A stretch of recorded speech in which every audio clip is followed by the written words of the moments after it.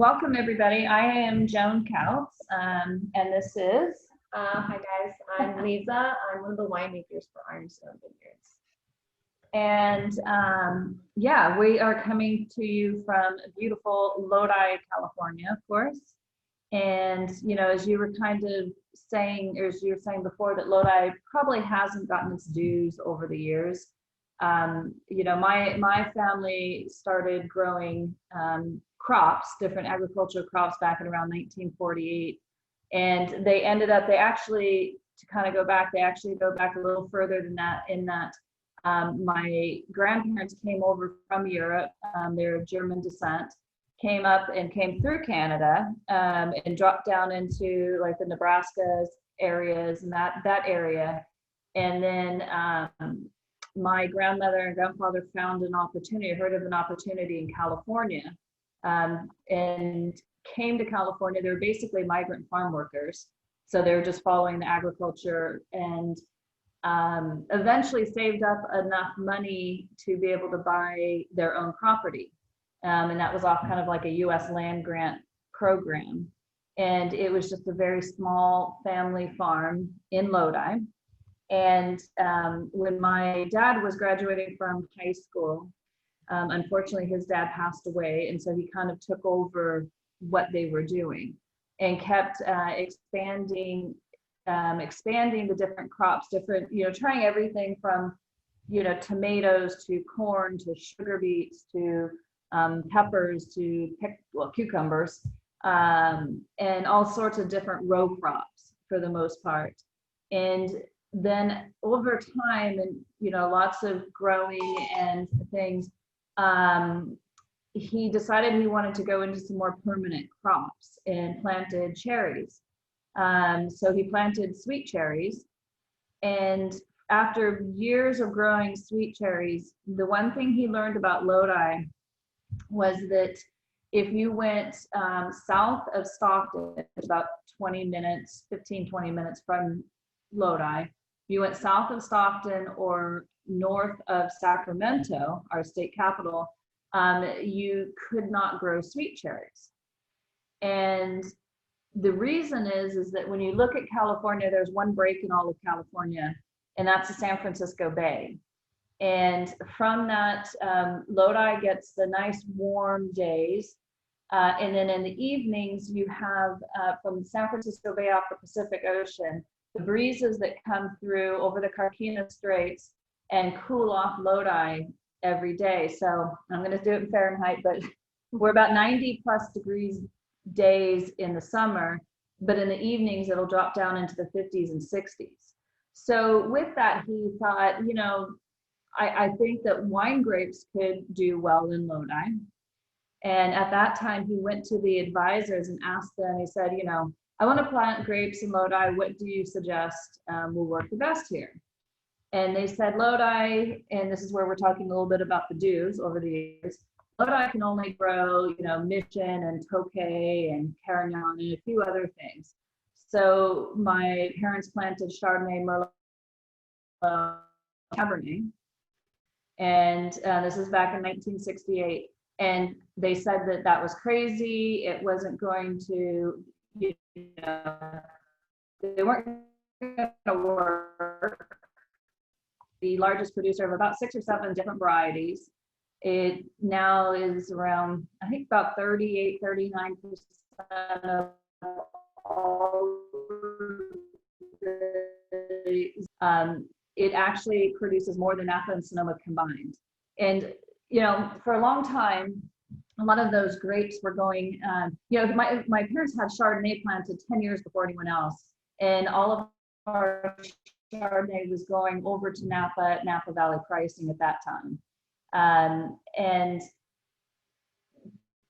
today there's a lot of large growers throughout Lodi, but there's around 80 wineries in Lodi now. Teak and just really cool, beautiful wines coming out of Lodi. It's not just all about the big guys. And I think, Michael, when you were talking about, Lodi not getting its dues, it was for so long, a lot of our grapes were blended into, your big brands.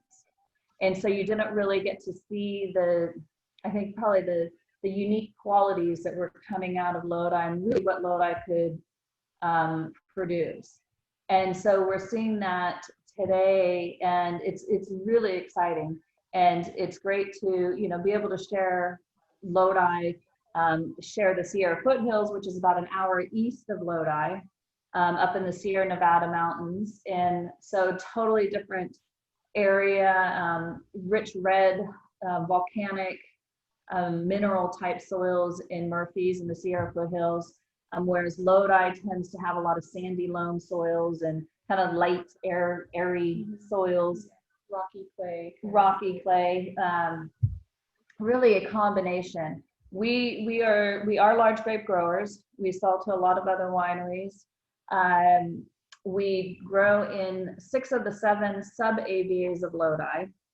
So the good part about that is it really offers the diversity and the consistency year in and year out with our wines. As we mentioned, you know, we are family, 100% family owned. I have 3 brothers in the business, and they all do different parts of the business, whereas my side of it is branded goods. So anything that goes into brands.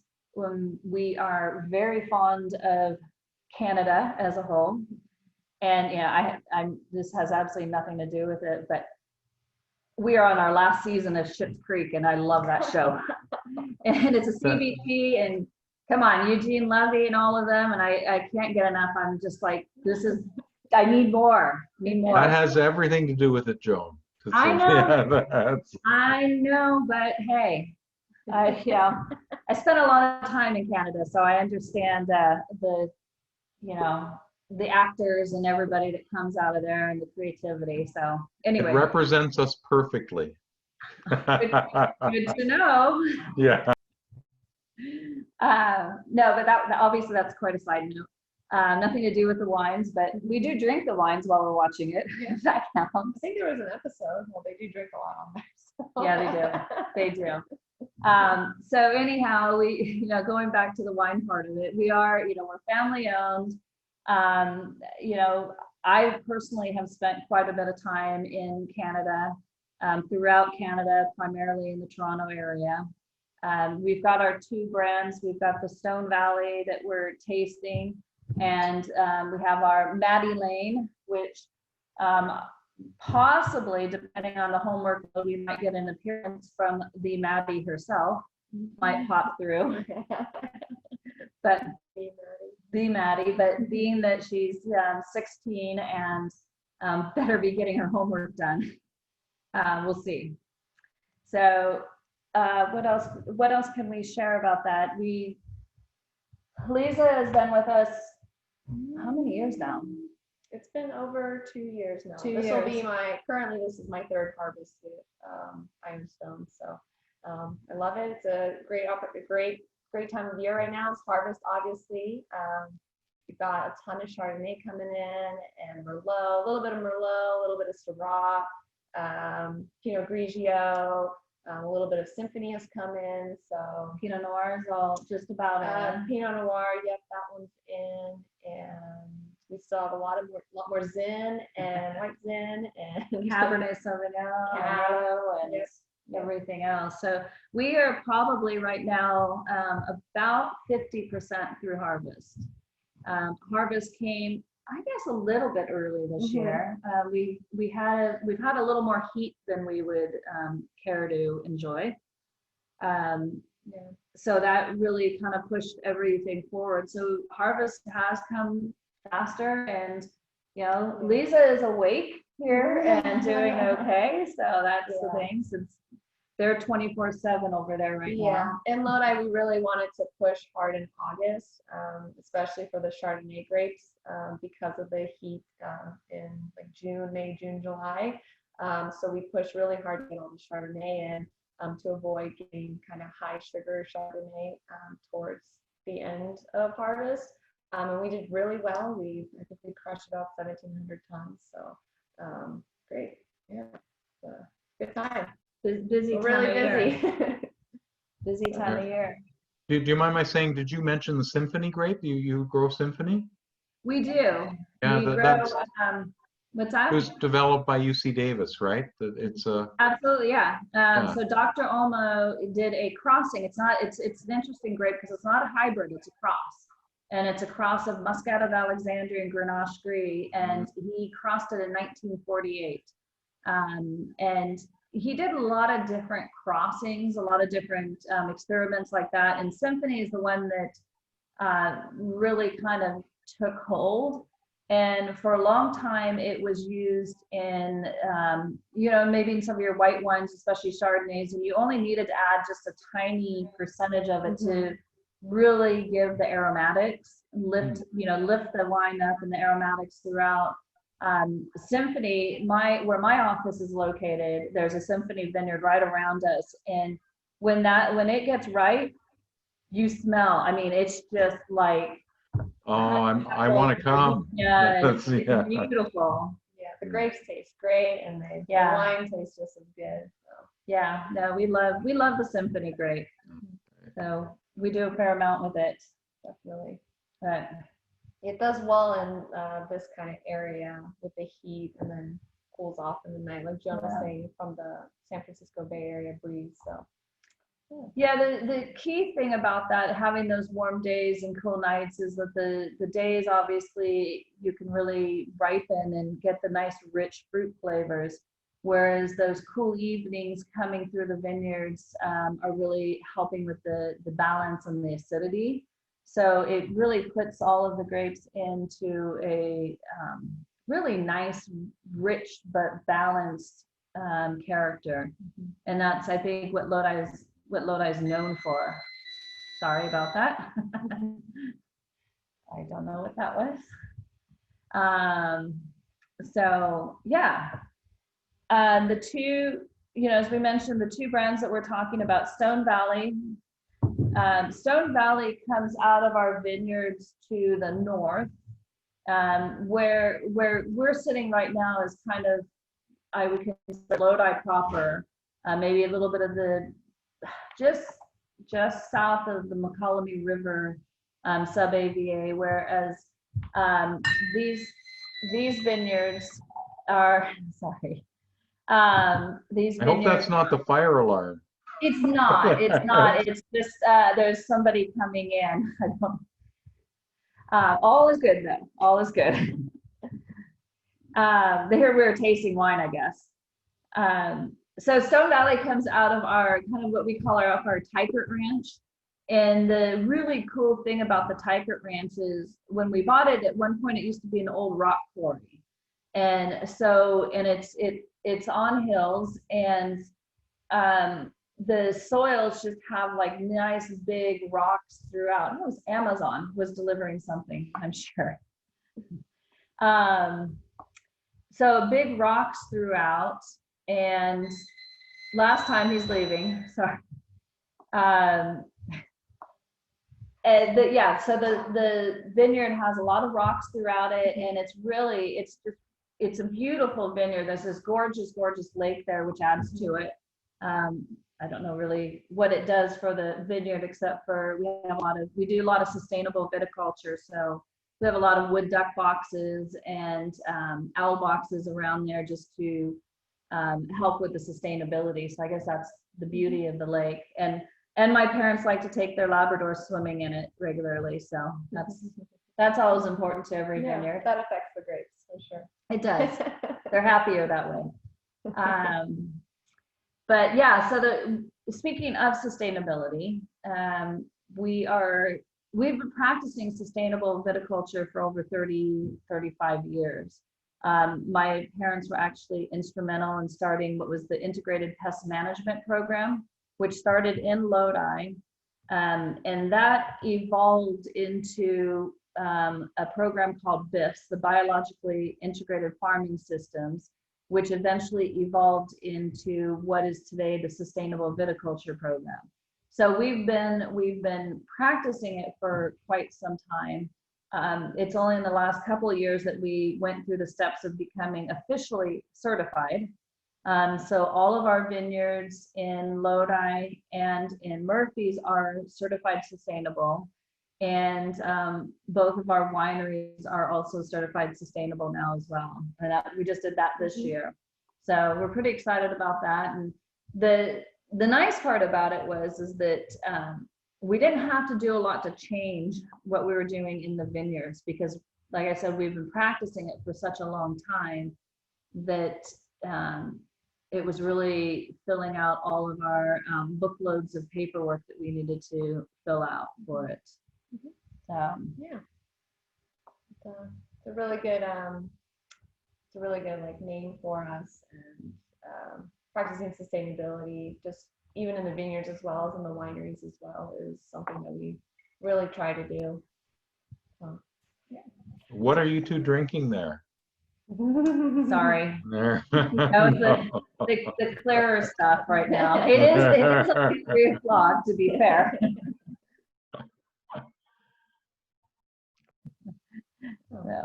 So, but what I will do, I see Lisa already helped herself. Just waiting for your glass. So we are starting out with the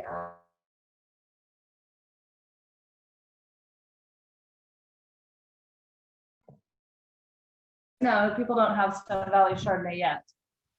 And sorry, you froze up on me there, so that's why I haven't responded. But yeah, I don't have any Chardonnay here at the house, but Okay. yeah, but please describe it to us, because we'd love to know your tasting so that we can get some of our own. Can you guys hear us? Yeah. Okay, awesome.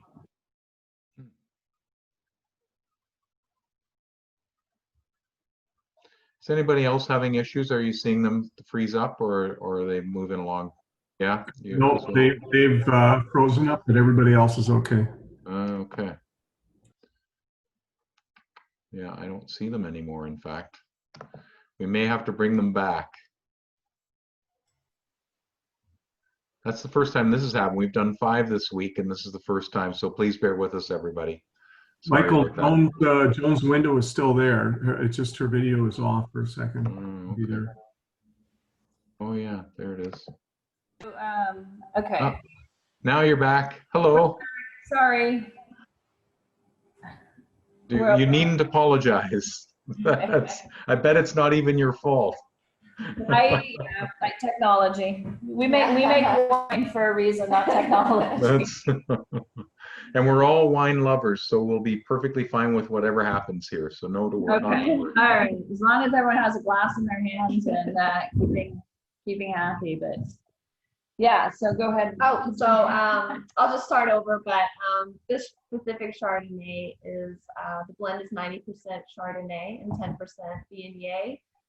We really like to select particular lots not only during the blending process, but also during the fermentation and the fermentation side of things, like pre-wine. So we like to separate styles, reductive versus press. We do put oak on certain lots to really give that natural kind of, from the very beginning, the oak profile and the sweet vanilla characteristics for the wine.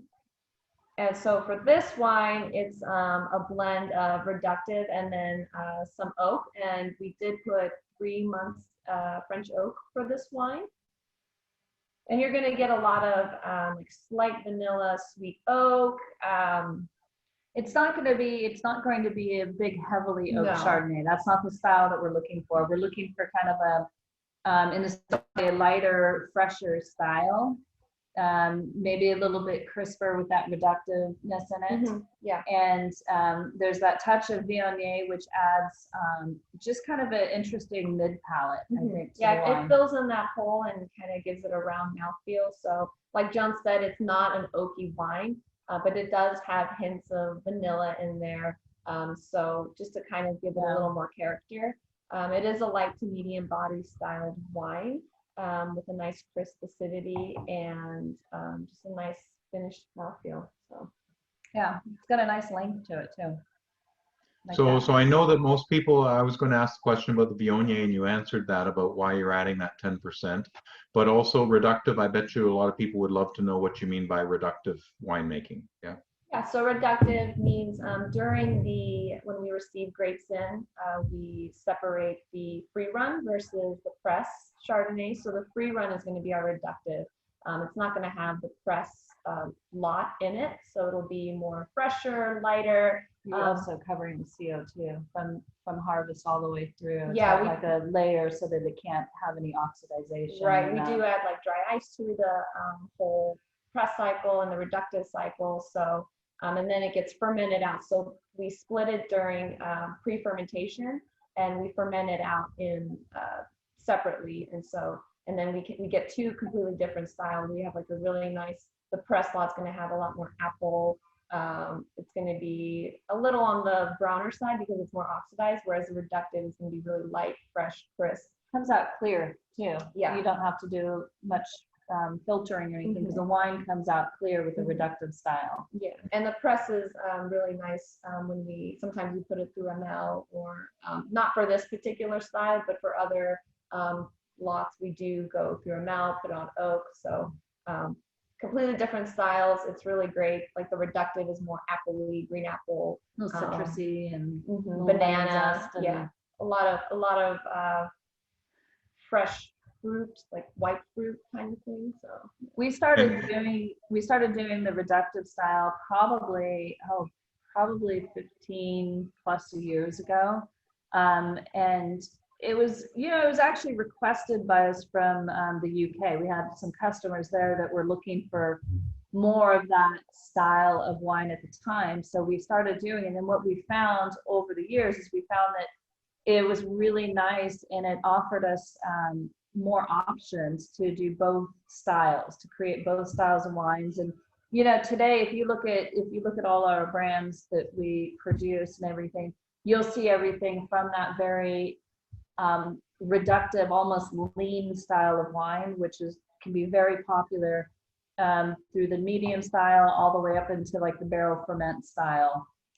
Because at the end of the day, we all have different preferences on what style of wine we're wanting and liking, and so we try to offer that throughout our wines. And I think Stone Valley is kind of a nice example of that combination of, you're getting those nice reductive notes to it, that citrusy character, and then you're getting a little bit of that balance of the buttery, not buttery so much just vanilla oak. It's not harsh in the tartness or anything like that. It does finish off very nice, but without really the perception of a lot of oak. It's just a really nice, clean drinking wine. I feel like everybody would love drinking this. And yeah, Chardonnay is just a beautiful variety because you can do so many different styles. Just whatever kind of Chardonnay, or if you want oak or unoaked. Yeah, it really can appeal to a lot of people with a lot of options. And also blending different styles together just creates a whole other kind of experience and characters of wine. So. Yeah. And you've described really well about what reduction does, or reductive winemaking. And just to be clear to all the Opimian members, is that means no oxidation. So they don't introduce any oxygen into the winemaking process, which is very different, obviously. I mean, that's part of the whole idea of corking a wine and leaving it so it doesn't have oxidation. And this is very similar in the winemaking process, correct? And correct me if I'm wrong. Absolutely. Yeah, that's right. You want to try the? Yeah. Which one? Well, we have. We also have our Maddie Lane Chardonnay here that we thought we would open and have a sample of that. And Maddie Lane, and I've said this before, is near and dear to my heart because it's actually named after my daughter, Madison. Who's doing homework right now? You better be doing homework. You keep saying that, you're hoping. Yeah. No, she's a good kid. She's doing really well in school. Despite it being virtual these days, she's doing really well. Yeah, I can't imagine going to school right now. So for this Maddie Lane Chardonnay that's part of our lineup, it is 100% Chardonnay. We did not add any lots that had oak on it, so it is going to be a more reductive style. Let's see. This does have some oak in it. It does have just like the vanilla, slight vanilla in the aromas. No, let me just switch. Oh, I'm sorry. There was no oak in the 18 vintage, but there is Yes. in the 19 vintage. So there we go. Yeah. Maddie Lane with a big M to make her proud. Pretty funny because when we, I came up, obviously there's the reason I came up with the name Maddie Lane Vineyards. And her first question when she saw it was like, ooh, do I get paid for that? Like, yes, it's called food, housing, and college. So I liked her optimism though. And this was, I think she was what, 14 at the time. So yeah, she wasn't worried about gas money yet. Yeah, so for Maddie Lane, again, we do select specific lots. So we do a mixture, like I was saying, like it's not just one style, one reductive or one press or one ML oak. It's kind of a mixture for these, and we picked one for like some of the best lots that we have to create this blend. And it's 100% Chardonnay, and it's gonna have a little more oak on this one. Has a little bit, It's a little richer. yeah, say than the more Stone roundness Valley. and that. Yeah, you're gonna have a lot more kind of flavors to it that coat your mouth. Yeah, more layers. Yeah, it kind of makes you salivate. Maybe a nice like a shrimp meal or something like that, or like a creamy soup. Someone's getting hungry here. I haven't had dinner yet. But, Just so you know, Jane has said that this should be paired with a chilled poached salmon with fennel yogurt sauce. Uh-oh. Sounds pretty good, eh? What's that? Sorry, we missed a little. You cut out. You cut Uh, out so- a little bit there. So the pairing in our cellar offering is chilled poached salmon with fennel yogurt sauce. Nice. So that could work well with this Yeah. chart. That sounds. You there? Yeah, we're kipping around a bit, but we're seeing you guys. Hello, hello. There you are. you Okay. guys see us? We can hear and see you. Okay. Okay. There we go. Yeah, so this one's really interesting because it's got a lot of aromas of kind of reductive-y, like the green apple, stone fruit. But then when you when you taste it, it's very rich. It's very mouth-watering, very long finish. It's really great. So we talk about. I love the recipe that you said. What Jane was pairing it with. And Jane is great. We've been working with Jane off and on for over 15 years. So she's actually probably one of the people that kind of helped introduce us to the reductive style of winemaking, way back when in a previous career she was doing. But yeah, I love that. And we also say, like with the Maddie Lane, that, poached salmon, chicken marsala, glazed pork loin or pasta dishes, all because it lends itself to having that richness in there too. Yeah.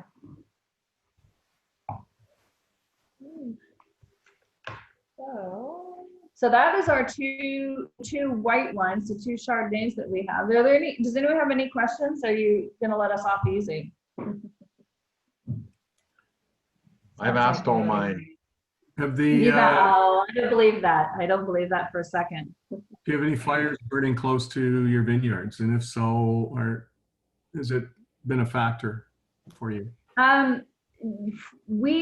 Okay, knock on wood, we do not have anything close here in Lodi or Murphy's. And Murphy's is usually, Lodi's in an area that's pretty, I don't know if isolated is the right word, but it's not really prone to many fires because there's not a lot of trees around. It's primarily vineyards and, plants that are quite green and land that's very kept up because it's farmland. Versus like in Murphy's, our vineyards up there, last year and the year before, we had a few fires that came quite close. And the winery up there, which is Ironstone, has huge parking lots. So we were very fortunate that at any given time, we had probably 70 to 80 fire trucks parked there. They were using it as a base, which is comforting when there's fires around you. And luckily, well, we did have some, unfortunately, we had a couple of employees that sadly lost their homes during those fires. And we were fortunate that they didn't come close to us or damage us. Where we are sitting now, and with everything going on in California right now, I mean, we're pretty much in essence surrounded.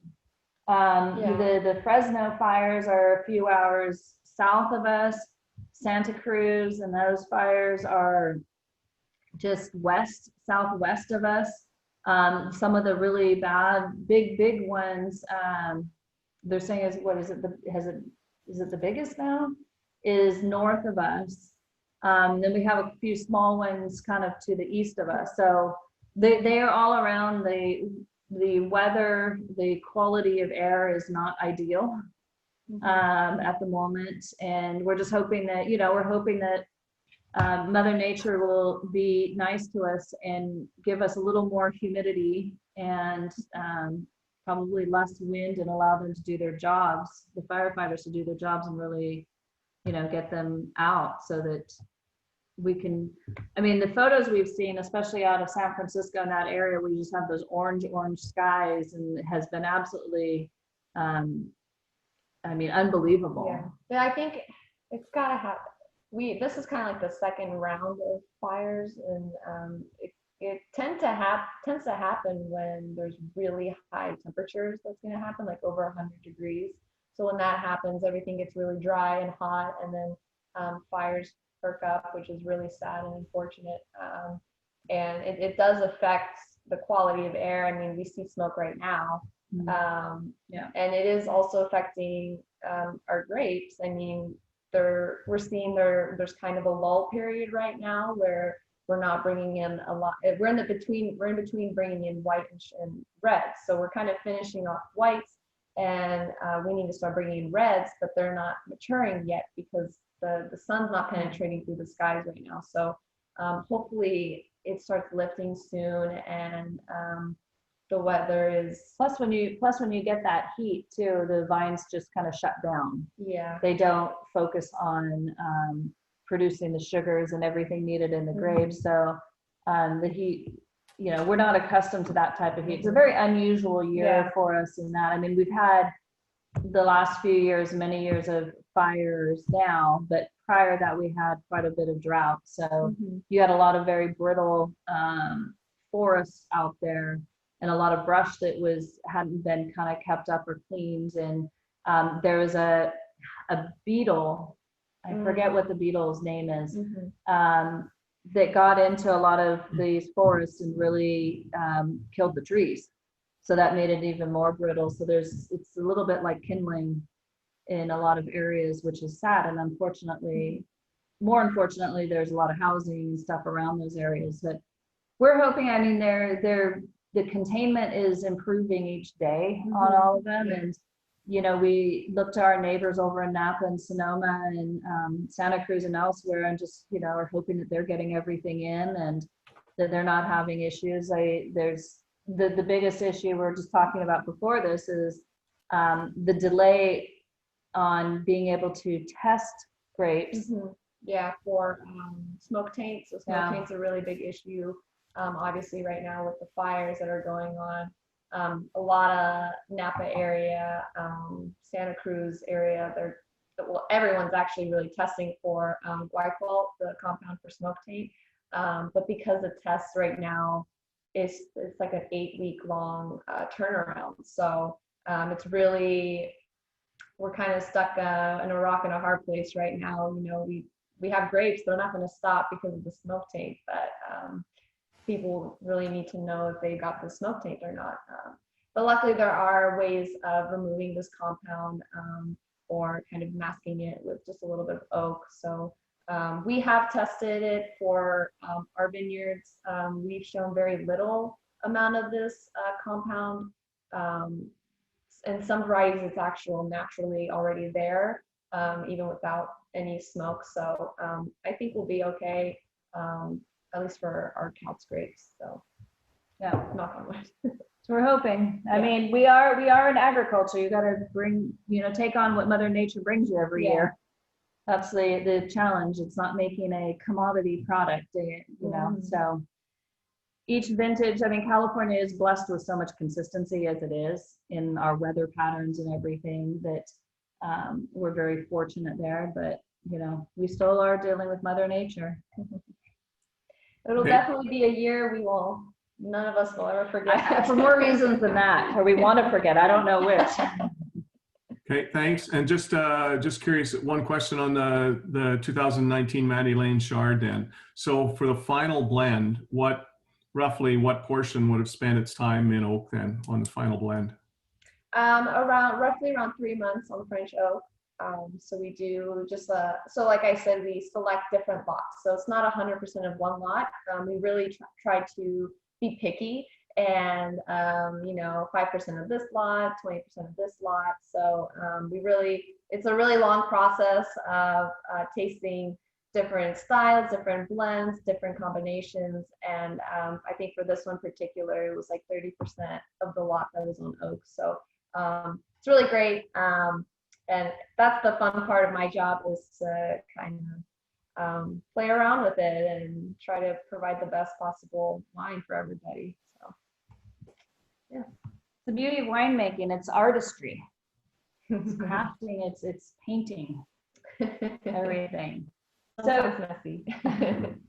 Hopefully not too much. So with that, why don't we move into our reds? I think we are going to, well, let's talk just real briefly about the Stone Valley. There's two reds in the Stone Valley range that we're looking at, is the Cabernet Sauvignon and the red blend. The Cabernet Sauvignon is, it's not going to be your big heavy tannic style of cab.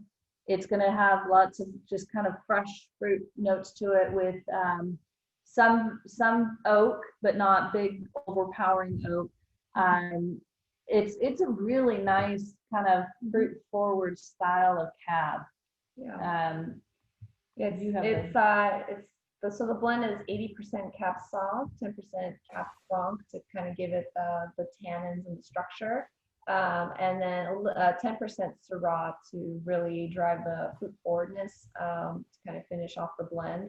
And like Joan said, there is some oak on there, 4 months on French oak, certain lots, but we really try to make our wines fruit forward, and try to have the oak interact beneficially into where it's not too overpowering, but it still provides a nice texture and completeness to the whole blend. So giving nice vanilla spice, just it's really nice. Good summary. The Cabernet Franc, we love Symphony, we love Cabernet Franc. The Cabernet Franc is, a lot of it, we use it to add some floral components to it as well.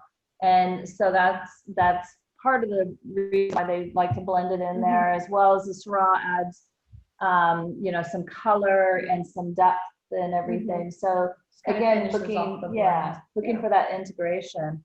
I'm going to interrupt you quickly. We've been asked by several members whether you guys use Mega Purple. Mega Purple, good Mega Purple. There's a lot of wineries that use Mega Purple, and Mega Purple is just a concentrate down to, I don't know that there's any Mega Purple in these wines. We've used it as well as everyone else. And we find that it's a good way to add some nice color component, but not any flavors or Yeah, if we were to use it, we usually don't typically use it to kind of increase the RS or the sugar level. It's typically more for color, right? For depth. Yeah, it's a very small percentage, just to kind of increase the color, but not too much color to where it's like, okay, they definitely added something to this wine. Yeah. So Pinky. yeah. we really try to kind of create the best wine of its potential, and our winemaking practices really tend to strive to increase the color naturally from fermentations, and as well as the oak aging process as well. And I think it goes into, the fortunate position that we're in is that we do have so many different varieties, and we do grow so many grapes that we get to select first. And so we're not looking for outside influences. We're looking for what we are producing ourselves in the grapes themselves. And I think that's very, that's very a really important. good point. That's why we use a lot of these blenders, because each variety has benefits to each of these wines, and really not every vintage is different. So maybe one year the Syrah is just really great in color, so we'll really use that as a blender. And then other times, Petit Syrah we really like to use to kind of increase the color, but also give a little more tannin and a little jammy fruit in there as well. So. Speaking of Petit Syrah, our red blend has a little bit of Petit Syrah on it, has 10%. Honestly, I don't remember the blend on the 13 vintage that you have there, but it's going to be in that same profile because we stick to the same profile for our red blends. And the Stone Valley red blend, in this case with the 19, is 50% Zin, 40% Merlot, and 10% Petit Syrah. So, you're getting that. Well, you could explain what each variety brings to the table for our red blends. Yeah, so the Zinfandel is going to be the more fruit forward, kind of blackberry, raspberry, Little spiciness. Yeah, a little, like a Christmas spice kind of characteristics to it. And the Merlot is going to give you your dark red fruits and some tannins to it. And then the Petite is just really great in color. A lot of jammy fruit in there, Plums, a lot blueberries. of plums, yep, and the tannins as well. So, and I believe the Petite lot that we use was put on oak. So that is also going to give you a little bit of vanilla spice in there for flavor profile and characteristics. You'll be happy to hear that your 2013 is still drinking wonderfully. It's very, very good. Well, you know what? We don't make these wines to age a long period of time, but it's always nice to hear when they do. Lovely. So. It's really, really nice. And just so you know, it's Syrah, Zin, and Petit Syrah.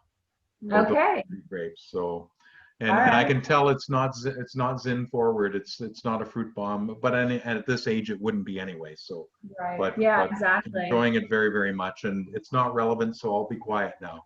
You know what? It is relevant though. I mean, because as we know, generally speaking, from time of purchase to time of consumption is, generally anywhere from 45 minutes to a couple of hours for bottles of wine. But there are those of us that, do put it down, do age it, or sometimes maybe forget it's there and come back to it later. And when it's such a wonderful, I don't know if surprise is the right word, but just great when you can open up a bottle and it's holding up and showing, it's obviously evolved over the years because that's what they do. But when you can open it up and drink it and enjoy it like that, that's always a benefit. Yes. I thank you for this. You're very welcome. You're very welcome. So now we are going to move to our Maddie Lane Zinfandel. Madison? Are you serious? Oh, awesome. So our 2018 Zinfandel is 85% Zinfandel, 10% Syrah, and we did add 5% of oak Petit Syrah in there. So it is mostly unoaked, but because of the Petit, it's going to have slight oak in there as well. So there's a theme here going on where we don't really like to give you an oak bomb or oak driven. We really want to provide the full experience from these varieties and their natural fruit components, because to me that's delicious. And this really I haven't had this one in a little while, and it is nice. It's got such a nice fruitiness, a nice spiciness to it. You're getting kind of that almost white pepper spiciness, not black pepper in that sense. But the flavors are just so rich and jammy. Yeah, that's a nice one. So our little side note there, she'll kill me if I say this, but I asked her to come down, and she came down, but she was hiding because she had a face mask on. So she may wash up and come back. We'll see. And then you can meet Madison, who this is named after. I love my face masks too. Yes, you do your homework better when you have that on. Yeah. Obviously. Yeah, so again, so we use, it's a Zinfandel. We did blend it with some Syrah and Petite. So for the Syrah, it just kind of complements the Zin. And the, just kind of gives it more of a, fills in the gap in the tannins. And with the Petite, it just gives it that little boost of dark color in there to really enhance the whole wine. So. Yeah. And Lodi is the self-proclaimed Zinfandel capital of the world. So, yeah, we proclaim it ourselves. We're good to go, right? Isn't that how that works? That's perfect. Yes. But no, there's some just beautiful, beautiful old vines and Zinfandels throughout. And this one, the vines are going to be probably in that around that 40 to 45 age range. For the vines for the Zinfandel, and you get those nice head trained vines in there, and they're wonderful. We just went through watching them being harvested, and then they're all hand picked, and you get these gnarly old vines, and they're beautiful, beautiful, beautiful vineyards, not orchards. But how many tons did you say you've harvested, and you harvest them by hand? Is that right? Oh no, the Zinfandel. Yeah, no. Yeah, no. Okay. Yeah. The Zinfandels are going to be more head trained, and so yes, those are generally speaking handpicked. Right. Not everything else. No. But it's it's interesting because sometimes there's questions around machine harvesting and everything, and machine harvesting comes out. We were up, so we went out last week. They were harvesting the Pinot Noir, and we went out at night because everything's at nighttime. And first of all, they look like spaceships when they're coming at you. These machine harvesters are so cool. And you go on there and you watch, and it comes out. The fruit comes out really, really clean. And you still have someone sorting there and throwing any leaves or debris out or whatever. But machine harvesting, especially in California, where we have our challenges with getting labor and everything, you're always looking at ways to be more efficient and to do things better across the board. Is the machine harvesters are absolutely fabulous for that. And we even just started doing a little bit in our Murphy's vineyards, which are on hills with the occasional tree in the way. So those don't get machine harvested, but we have started using them in Murphy's as well. And it's really, the fruit gets in like that. It's fast. It's coming in at the ideal bricks and everything, and it's really safe the temperature for ideal fermentation and pressing and all that good stuff. So it's very efficient, that's for sure. That's what we have to do, right? We have to be about efficiency. And I think that machine harvesting has a bad name because some of the larger places like Yellowtail, they'll do 10 billion tons. And so then you get no character in the wine, whereas you guys, you're not at that level where just because you harvest by a machine doesn't mean that it has no character, right? You still put character in your wines, and that's the wonderful. That's why we're partners with you. Exactly, but we are out there. I mean, our winemaking team and vineyard managers are out there testing the grapes every day, and every vineyard, even a part of a vineyard may mature faster than a different part, depending, especially when you're in some of these rolling hills and you've got a higher area versus a lower area. And when you can get in there and, either the winemaker or the vineyard manager says, here, it's at this sugar level, this bricks, we're ready to go.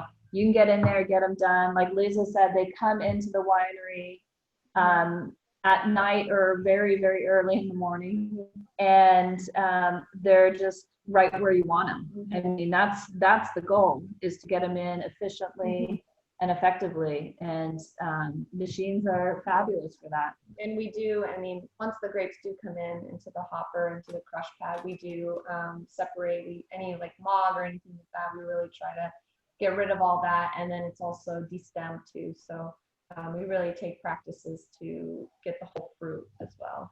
And you don't have to feed them lunch, so you're able to make the Stone Valley red blend under $20 in Ontario. Exactly. So, Breakfast is much cheaper. yeah, Midnight snacks. that's right.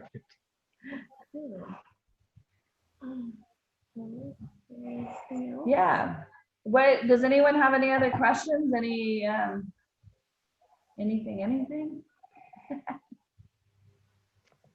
I tend to take over these things, and then everybody just makes me talk. So I apologize for that. But hopefully for everybody on the call that I'm asking the questions, that you have a burning desire to understand. But the gentleman in Calgary has unmuted himself. Do you have a question? I do not. No? Okay. Then we won't answer it. The answer is 10. That's right. No, 42 apparently.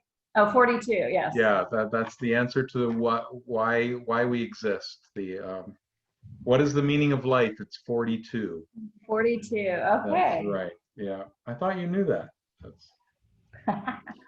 Well, if you are those the four you're going to do, ladies, we sure appreciate it. We're coming up to 7 o'clock or to an hour, which we try and keep them to an hour. So if there are no other questions, then I'll thank everybody for having joined us. Anais, thank you for putting this on, for getting it all put together. Anais Yes. is in Montreal.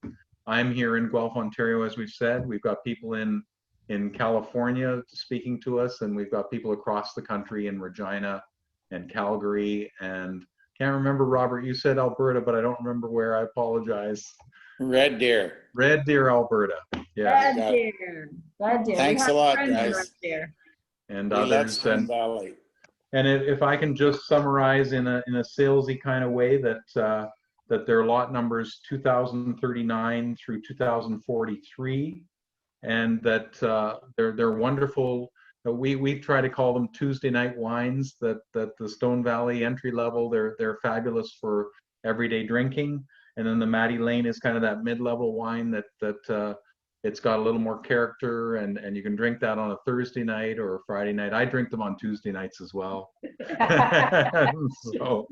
So I appreciate that, and thank you so much for joining us. And really, I mean, the whole idea of Opimian is to be partners with our winemakers around the world, and you guys are just the epitome of that. We really appreciate your being a part of the Opimian family.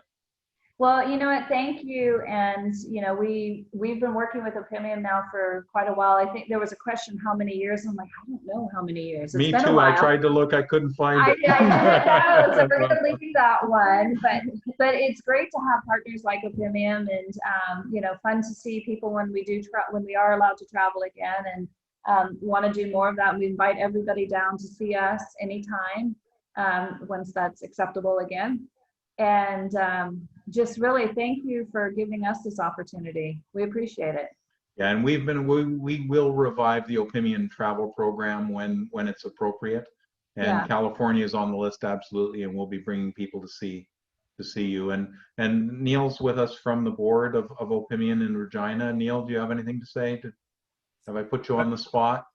You're on the spot. Way to go, Michael. Yeah, No, I just want to say thanks again so much. This is such a wonderful opportunity just for us to be able to have that opportunity to connect with the producers for Opimian. So this is just, it's fabulous. We enjoy it.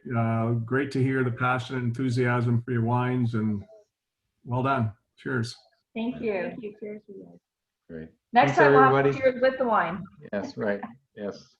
Good night and good afternoon, everybody. Thank you. Cheers. Bye-bye. Bye. Bye. We'll leave that.